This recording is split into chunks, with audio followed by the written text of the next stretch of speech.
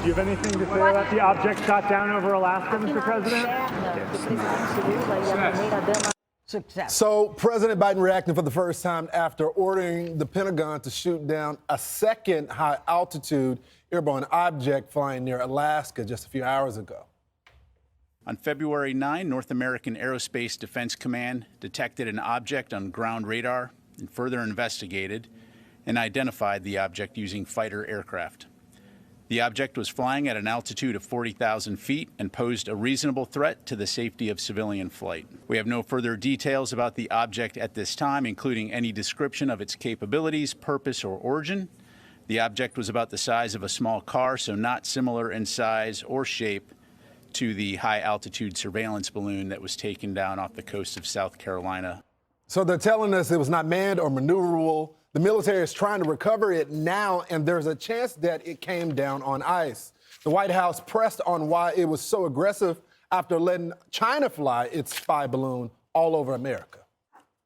That's a really big area up there. It's not all that many planes. It's not like it was in the middle of the Northeast corridor or something. In other words, was there some reason why? The president wasn't willing to take that kind of a risk in time, because this thing did not appear to be self-maneuvering, and therefore at the mercy of prevailing winds. It was much less predictable. It's also strange. President Biden acted so quickly to shoot this second object down, but just yesterday said that this about the Chinese spy balloon. Watch. Do you regret not having insisted on bringing it down sooner? No. The total amount of intelligence gathering that's going on by every country around the world is overwhelming. Judge, I'm confused. Make it make sense. You can't make sense from this man. I must tell you, no, he doesn't regret not taking it down sooner. But I got to tell you, I want to move forward now. And based on where we are now, Lawrence, it appears that they admitted that they had this awareness gap, that they didn't really analyze that section between, I think it's 60 and 100,000 feet where these balloons are generally flying. And so now they apparently have a standard operating procedure. We know they didn't have that procedure this past week because they saw the Chinese spy craft on the 28th and didn't tell the White House until the 31st. Mm-hmm. So there was no standard operating procedure. And so now, apparently, we have a plan. We know what we've got to do. The White House has to be informed. And Lawrence, I was comfortable today with the people that I heard after they said they took this smaller balloon down because it might get in the way of civilian aircraft. But the people that I saw were competent generals who understood, who were fluid and glib with the facts and knew how to communicate. The president doesn't know how to communicate. I don't think he even knows what's going on. And I hate to say that, but the truth is now the American people are aware of what's going on, and we're not going to tolerate it. And Lisa Murkowski was furious that it went over her state. Mm-hmm. And now what we've got is, China relations. Biden's trying to say, oh, no, everything's fine, until even Judy Woodruff had to say to him, but have you spoken to him since? He said no. And right now we know that General Austin's counterpart in China would not accept his call. So we are not in a good place right now. And we've got China that wants to be number one in the world militarily, economically, and they see us as a threat. And sooner or later, this is going to happen. Yeah. As long as we're on our game, I'm happy. So, Greg, as someone who tells jokes for a living, is America looking like a joke? Because whether that was China or some other nation, it's obvious that they're taunting the U.S., right? Well, here's the thing. Now we're just going to shoot down everything. Oh. We're going to shoot down, like, condors and, I don't know, balloons, angels. Kites. That could have been the Goodyear blimp heading to the Super Bowl. But they said, here's the thing. They said it was dissimilar to a balloon. That's this recent object. It's 40,000 feet in the air. It's the size of a car. It's not a plane. It's not a drone. It's obviously an ET. Superman. Because nothing on Earth fits that description. So get ready for the cover-up, America. They're going to say, oh, it turns out it was like a weather device. No, we know what happens. We know what's going on. And if I happen to disappear over the weekend, it wasn't a suicide. Trust me. Sandra Smith, what are your sources telling you in the intelligence community and in the Defense Department? Because they acted much differently in this situation. I don't think any American is criticizing them for acting with swiftness here. The question is, why didn't they do it in the other situation? It might have been perfect timing, but I had former Defense Secretary Mark Esper on our 2 o'clock on with us in the 2 o'clock hour when this was all breaking. We were able to listen to John Kirby announce this together and have him react right out of it. And my question was very similar to Judge Jeanine's. You go back to that Judy Woodruff interview when he was asked about our relations with China, especially after the State of the Union and his mention of China and whether or not that it leads to a deteriorating relationship with China. And he said no. She asked him how he knows, and he said he just knows. Yep. But shouldn't she be on speed dial? Shouldn't someone in China be picking up our phone call today asking, do you claim this object?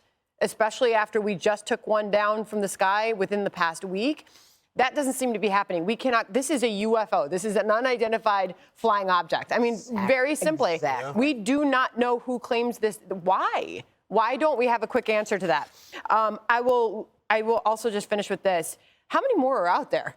Right. And was this already in the air when the other one was taken down? Was this sent out after that? I think there's huge questions. I don't know if we know any more within hours, days, weeks. I don't know. Is there a dozen more in the sky right now? We just don't know. It stinks, I tell you. It stinks. The ribs? Right. Oh, those were good. They were still smell good. Jessica, the criticism of the president has become quite bipartisan, and it looks like the threat of China has become bipartisan as well. With the China committee, it looks like all the Democrats, at least the hawks, are coming on board with it. Do you think that the president has the strength? I mean, I know he has the mental capability from being over the foreign relations and understanding diplomacy, but it looks like this is a threat. Does he have that defense background to defend the country, especially when you have people like Robert Gates and other people that say he can't make the call. He never makes the call. So it's not having General Petraeus as your president or General McChrystal, right? This is someone who hasn't served, but it is someone who has served in the Senate, like you said, on the Foreign Relations Committee. He was the head of it for a long time. He has strong relationships on the right and the left with people who have served.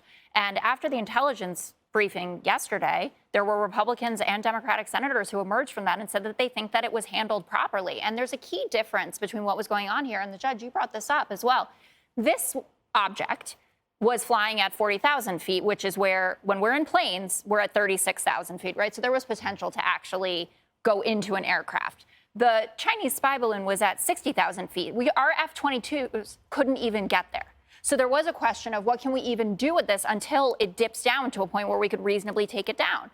Then on top of it, when the president, it was on Wednesday, said of last week, I take it down, shoot it down. And they said, we have to wait until we can, first of all, safely. And we're going to have a better recovery process if we do it over water. And they picked Myrtle Beach for this to be the location of it. And I know Jesse took issue with the idea that our divers are weak and they can't go in the cold, right? The waters of Alaska are colder than South Carolina. But how dare you smear Jesse when he's not here? I'll text him and tell him that I said it. And I guess the point that I'm trying to make, Jessica, I know the point you're trying to make is that Joe Biden is weak. And the point I'm making is that he isn't. I understand that he has a diplomatic background, but when it comes to acting, the defense, keeping Americans safe, does he have that ability? Because he may not be Robert Gates, and neither was President Obama at the time, and didn't sit on the foreign relations, but he knew how to go after Osama bin Laden. Well, Robert Gates said he was wrong in every foreign policy decision he ever made. And we all sat here in our proverbial seats at that stage in time and criticized Obama about the red line in Syria, right? That Assad went and gassed his people.